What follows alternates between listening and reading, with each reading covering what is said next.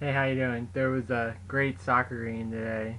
Uh, International friendly U.S. versus Holland, and U.S. won 4-3. I want to discuss the game, how it went, the performance of the two countries, performance of different individuals within the game, and then what might be the implications of some of the things and the overall result of the game. What it means for Holland moving forward and what it means for the U.S. moving forward. Because it was a fairly, although obviously friendly, it doesn't have any ramifications. It definitely it gave a good glimpse into the two sides. As for the most part, we saw the top 11 or some iteration, I guess you could say, of the top 11. Obviously, for the U.S., you had a few injuries. Clint Dempsey didn't play, not because of injury, but um, his family had another child, so it's maybe not quite for Holland.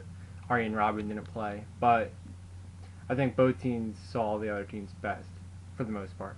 And in terms of the actual game, as mentioned, as you probably saw or heard about, the U.S. won 4-3. In a really incredible game where the U.S. was down 3-1 in the second half. They got and to come back and score three unanswered goals against Holland is in Amsterdam is a really impressive feat by the U.S. and is promising moving forward. Before I get into the specifics of the game, I think it's important to kind of think about why this game had importance.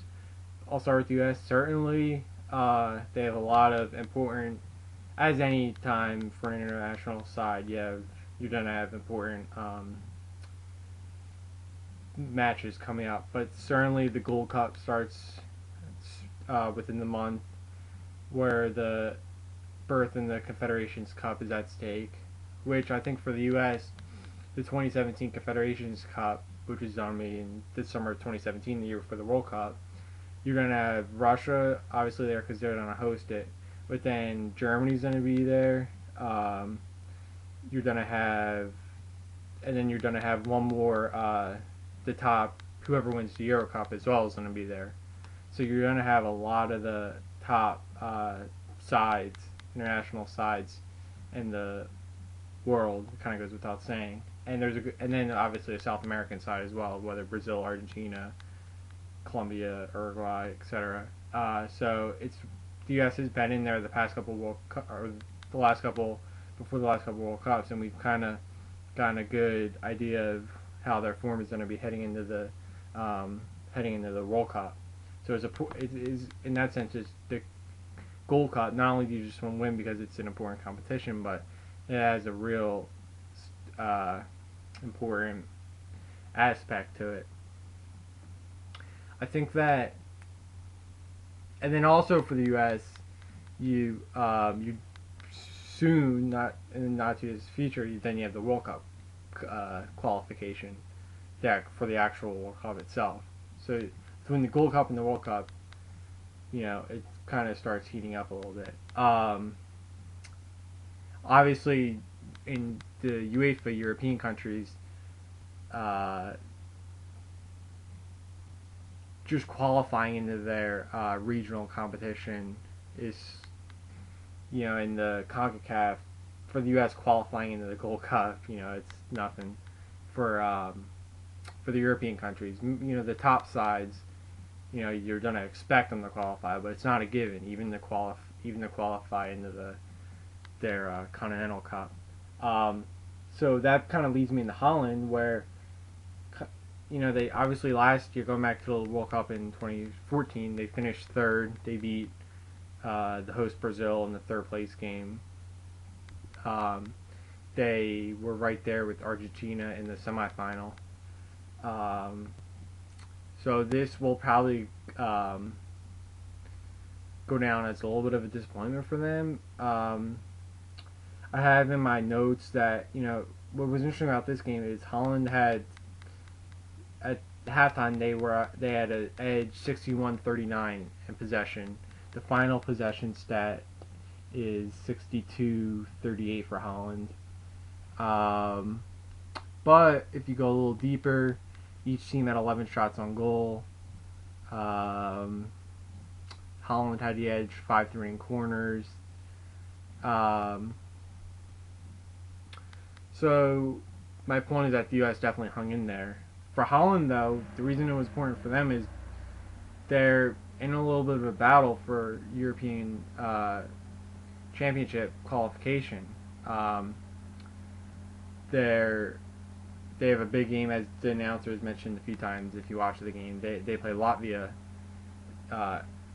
coming up. So this was an important game for them. They were without Arjen Robben, but Huntelaar, Robin van Persie, Jasper Cillessen was in net. So they had their top side out there. Wesley Sneijder didn't start. He came in about the 75th minute, I want to say. He didn't have much of an impact. So for Holland, this will go down as a disappointment. But they, at times, I want to say it felt like they were dominating the game, but certainly there were stretches where they had the best chances and they were dictating play. So that'll be encouraging, but to give up 3 second-half goals to the U.S. and lose the game, they're not going to be happy with themselves, that's for sure. Some things I've kind of noticed with Holland kind of moving forward as we continue to see them in their quest to qualify for the European Cup. I thought Daley Blind, if you watch the Premier League, obviously we saw him a lot with Man U. He's a favorite player of mine. I really like watching him play with his left foot. He has a lot of good things. Huntelaar had 2 goals and really probably should have had a third, or I don't want to say should have had a third, but he had 2 really good headers, and then he had a third shot that deflected off of another Dutch player, went in. It was, so in a sense it was a goal created by him. He didn't get credit for it, so he didn't get the hat trick. But Huntelaar definitely kind of displayed his what I would call, he's definitely I don't want to say world class striker, maybe not, but certainly one of the elite strikers in the world. I mean, I think that's fair to say. He definitely displayed that. I mentioned Daley Blind. You kind of know what you're going to get from him. I thought he had a pretty solid game within the context of they conceded 4 goals. As a defender, you're never going to be happy with that, but as I mentioned, he's always a favorite of mine to watch. Jasper Cillessen, kind of like with one where you say, like, okay, you let up 4 goals. I'm not sure. It's tough to say that any of the goals they conceded were on him. A lot of them, they were either open nets or a deflection into the corner where the keeper doesn't have a great shot to get, deflected. He did have some nice saves in the first, 20-25 minutes to kind of keep the U.S. off the board early. And then one other thing 2 more things I'll mention with Holland. One is that Memphis Depay is one of the rising young stars in international football. Certainly, for club and country. For Holland, he's kind of, we've had for so long, we've seen this kind of trio, this attacking trio of Robin van Persie, and Huntelaar. And none of those 3, are necessarily going anywhere, but certainly Memphis Depay is just an electric player. He could play pretty much anywhere up top. And he, as I mentioned, he got credited for a goal. He created a lot of chances on the I forget if it was the first or second Huntelaar goal. It was Depay's cross, spot on to a T, right to Huntelaar. So encouraging play as you would expect from the Pie. As I mentioned, he's definitely, I would say, one of the rising stars in world football. I think that's certainly fair to say. Um, so that's kind of my take on Holland. You know, they're I'm definitely gonna try to watch their European qualification games moving forward because they're in it. Like I mentioned, they're in a little bit of a battle. They're, you would think like Holland. Okay, they finished third at the World Cup. They're one of the most famous European sides. They're not guaranteed to even qualify for the European Championships. I mean, that's just kind of incredible to think about. But um, they're not guaranteed that qualification by any stretch, and they've got some serious work to do. So they've got to start getting 3 points in these upcoming fixtures. So now I'll kind of transition to the U.S. Certainly, you beat Holland in Amsterdam. I mean, that's pretty incredible. It doesn't matter how you get there, to win 4-3. I think when it was 3-1, I was kind of thinking, well, this kind of stinks. Like, there were these two big games, like today against European powers for the U.S. Today against Holland. Within this coming week against Germany, where you kind of test yourself, as I mentioned, moving forward into the Gold Cup, and you're sitting there in the second half down 3-1, and you're like, geez, you just still can't find a way to compete with these top flight European sides, and then all of a sudden you get these 3 goals. With the third goal was in the 70th minute, and then 89th and 90th minute. So it's like in the last 20 minutes, 3 goals. In the last 2 minutes of regular time, 2 goals. So really just an incredible kind of shift in how you're processing this game. I think, when it was 3-1, you get the second goal, and you're like, okay, 3-2, they battled. Now we have 20 minutes to try to get this equalizer. So we kind of got a game on our hands. That's what I'm thinking. And then, it's good to see, right? We're being tested against this good side. And then they get that third goal, which was a really good goal. You tie them 3-3, and you're like, okay, this is a great result. Tie Holland, move into the match with Germany, then move into the Gold Cup on a nice note, and then boom, a minute. Well, what happened was Holland almost scored. De Jong had 2 incredible chances. The U.S. gets a quick counter attack, and newcomer Bobby Wood gets the goal and to put the U.S. ahead, and then they, it's in the extra time from there, and they hold Holland off in 3 minutes of extra time, and it's just an incredible result overall. I do want to get to individual performances by different American players. I'll start with the keeper, Brad Guzan. Obviously, he's filling in for Tim Howard. Or I don't want to say filling in, but he started. Tim Howard isn't with the side right now. He's taking, I guess, what's being called a sabbatical. It's not like guaranteed he'll come back. It's still kind of up in there. But I thought Brad Guzan, he, as a keeper, you never want to concede 3 goals. But at the same time, he faced a lot of shots. Holland had 27 overall shots, as I mentioned, 11 of them on goal. So Guzan saw a lot of action from some really talented offensive players, and he kept the U.S. in the game, which eventually allowed them to come back and win it. So you could argue that Guzan was man of the match. Certainly, I think the American fans and the coaching staff, like Klinsmann and the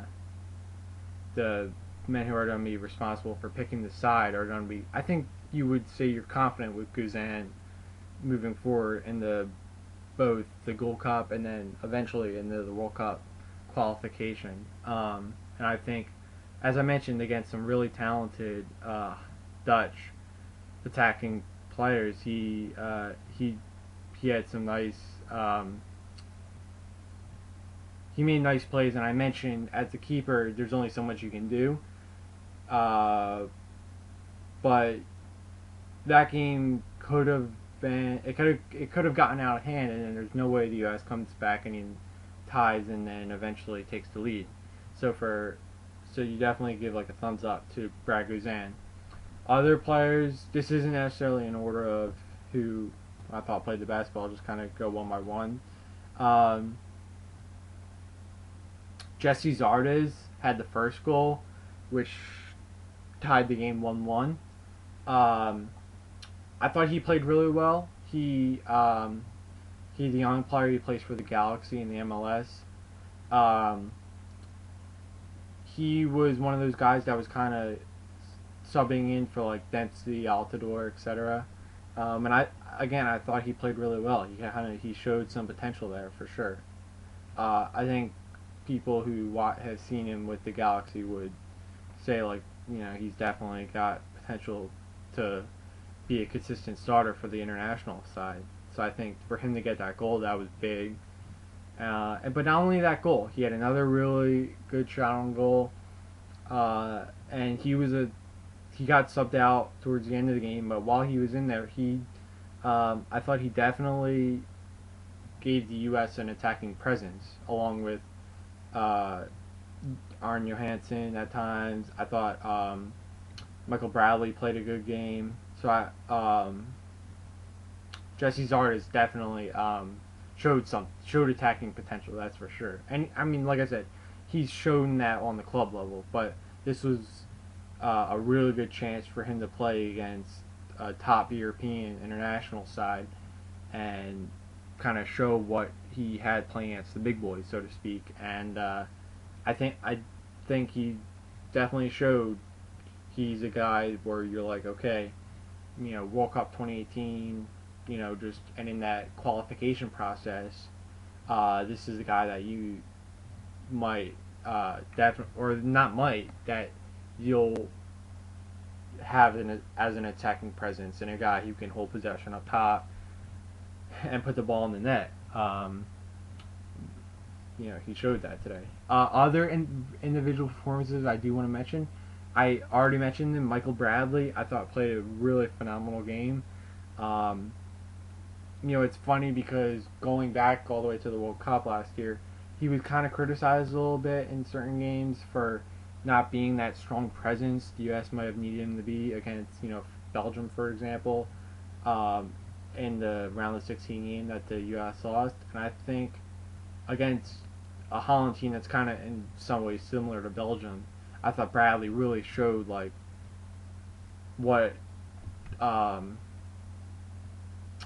he's capable of. That's what I'm kind of getting at. Where he had a lot of good runs with the ball. He held possession at times really well. He found guys moving forward on passes, on crosses. He's definitely a guy where you kind of put him in the center of the lineup. And you give him the ball and you let him do his thing. And he really, not that he needed to show anything. I mean, he's kind of the centerpiece of the squad, but he definitely acquitted himself, I thought, really well against, again, a top European team. And I think that's kind of maybe what fans who criticized him after the Belgium game or in other games during the World Cup, I think maybe today's performance was what they were looking for then. That might be a good way of putting it. But again, I thought he had a really phenomenal game today. He was confident with the ball. I think that was clear. Another guy I want to mention who had a great game was Kyle Beckerman. I think people who watch the American international side have really kind of come to expect like a gritty game from Beckerman each time he's out there. He got subbed out towards the end of the game. while he was in there, he made a lot of really good plays. Some plays that can even go unnoticed a little. It's that last second tackle, it just that last second challenge where it really can be the difference between the other side scoring and not. And I thought he was there a lot of times, just getting there and breaking up a Holland attacking effort. And I definitely think that again, he's another guy who acquitted himself really well today. And he was under a lot of pressure. Again, you look at the Holland side, Depay, Robin van Persie was out there, Huntelaar. They've got attacking juice. So for Beckerman to be in, that holding midfielder role that he's kind of known for, he definitely had a great game out there.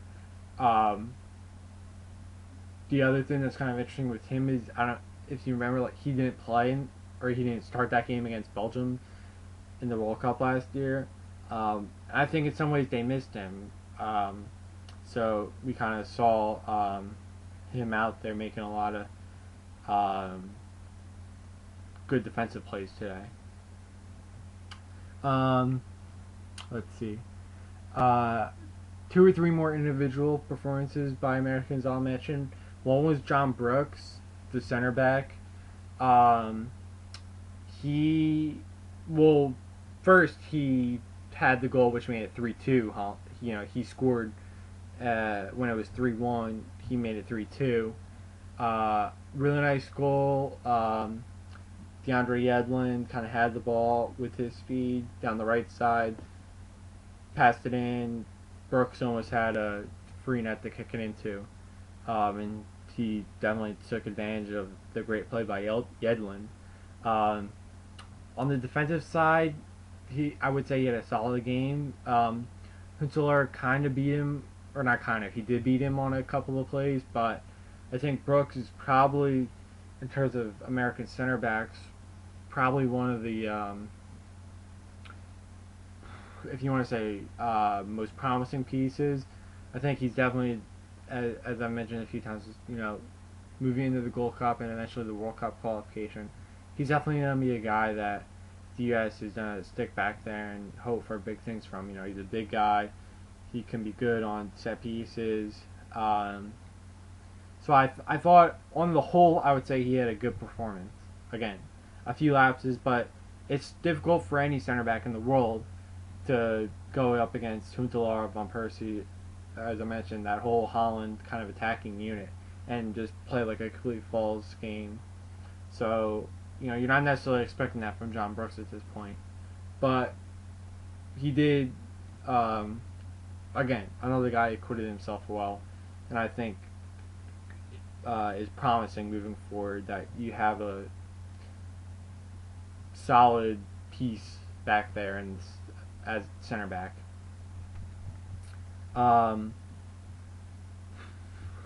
2 more guys I'll mention. One more is Breck Shea. He started at left back. I would say another guy who, on the whole, had a solid game. He had one really nice attacking effort from that left back position where he probably should have scored. And overall, I thought he did a good job of containing that Holland attacking style, at Shea from his left back position. And another guy who hasn't necessarily been on the big stage for the U.S., but maybe is another guy where you say, okay, we could plug him in a left back. He's a big physical presence, and I think he played well today. And then the last guy I'll mention from the individual performance standpoint is DeAndre Yedlin. In my opinion, probably the most talented and one of the younger players for the U.S. He didn't start the game. He subbed in, and he was playing more of a midfield position on the right side. So, a lot of times we see him at right back, but he was playing a little more forward. He came in, and he really in a lot of ways changed the game.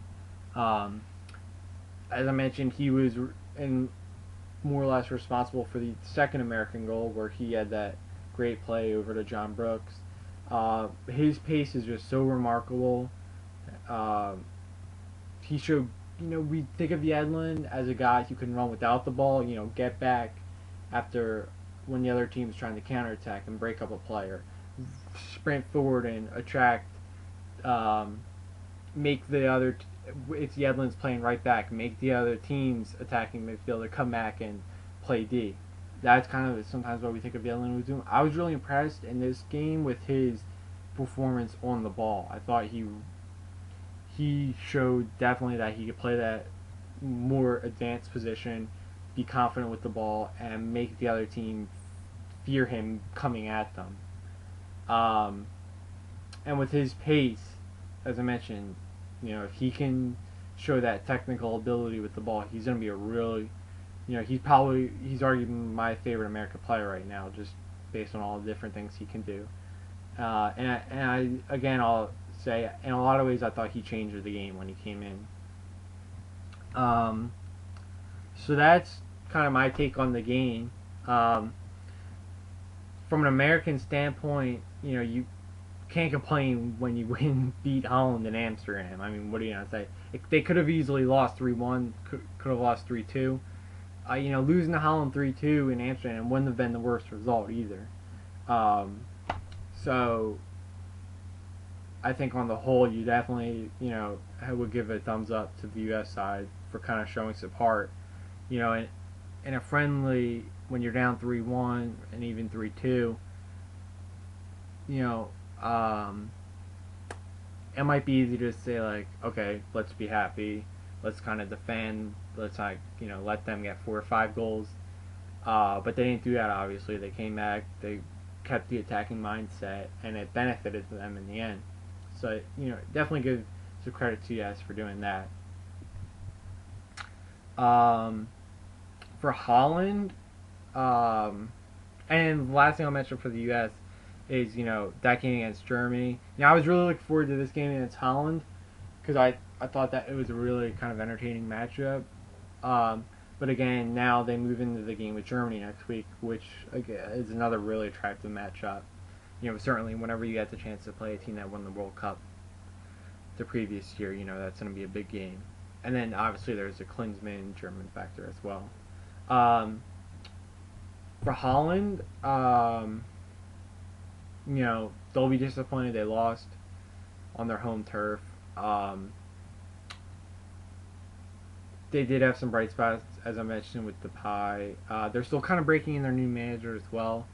Obviously Louis van Gaal went to Man U, just this past year, so they're still kind of getting in the flow of that. They've had a decent amount of games with him in the Euro Cup qualification, but that, I guess you could say that could take a while. But again, they will be. There's no getting around that they will be disappointed with losing. But I think they'll have short memories. They can put this one aside, and if they beat Latvia, this will be distant memory really quick if they get the 3 points in that game against Latvia. So I wouldn't worry too much about if you're a Holland fan, because I think they're with their attacking presence, and with Silas and that, I think they'll be okay. But that is a big game against Latvia. They do need the 3 points from that one, so that'll be a big game to look out for. So that's a wrap for me in this video from the game U.S. versus the Netherlands.